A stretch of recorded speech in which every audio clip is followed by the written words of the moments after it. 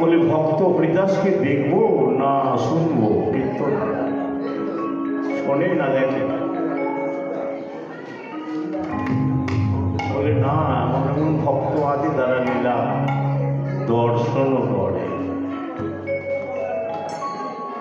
কারা দর্শন করে? সকল ভাগ্যে নয়, যারা ভজন সাধন করে, যাদের ভজন আছে, সাধনা আছে, তারা দর্শন করবে। যে কথাগুলো আমার মুখ দিয়ে বেরোবে, আমি তো বলবো আমি কিছুই বুঝবো না, বুঝি নাই, এতদিন কীর্তন করে আমি এখনো কিছু বুঝি নাই। আমার মনে হয় এই জন্যে আর বোধহয় বোঝা হবে না। তবে এমন এমন ভক্ত রয়েছেন, এমন বৈষ্ণব রয়েছে, যাদের ভজন আছে, সাধন আছে, তারা লীলা দর্শন করে। আজকে অল্প সময়ের মধ্যে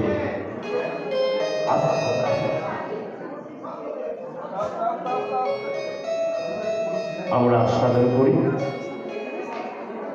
ভক্ত হরিদাস। তার আগে প্রণাম জানাই প্রভুপাদের চরণে, যাদের কৃপায় বেশ কিছুদিন, যাদের আশীর্বাদে কীর্তন হয়ে গেল।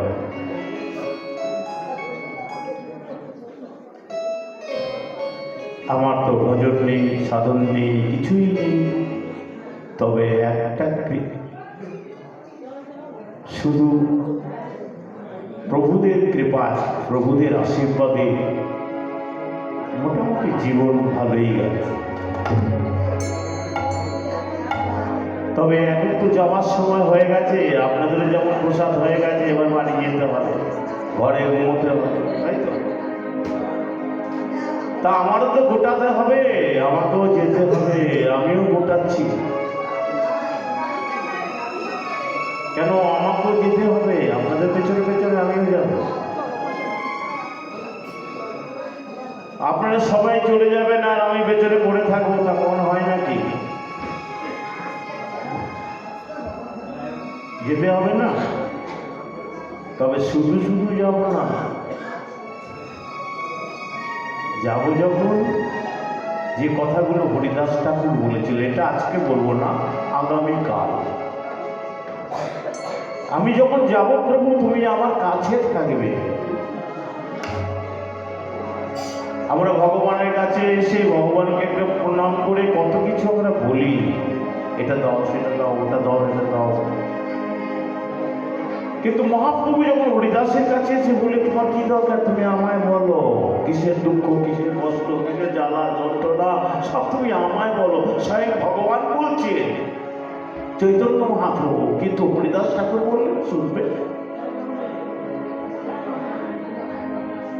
আমার কি জ্বালা, আমার কি দুঃখ, আমার কি কষ্ট, আমার এই সংখ্যা নাম নাই পুরয়।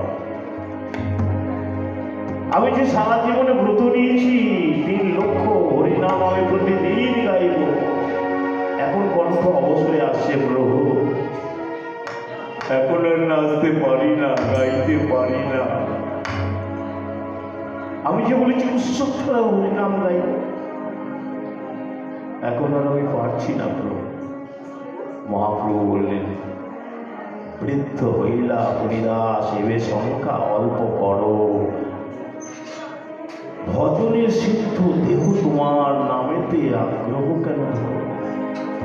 এখন তো তোমার বয়স হয়েছে, তুমি সারা জীবন হরিনাম করেছ,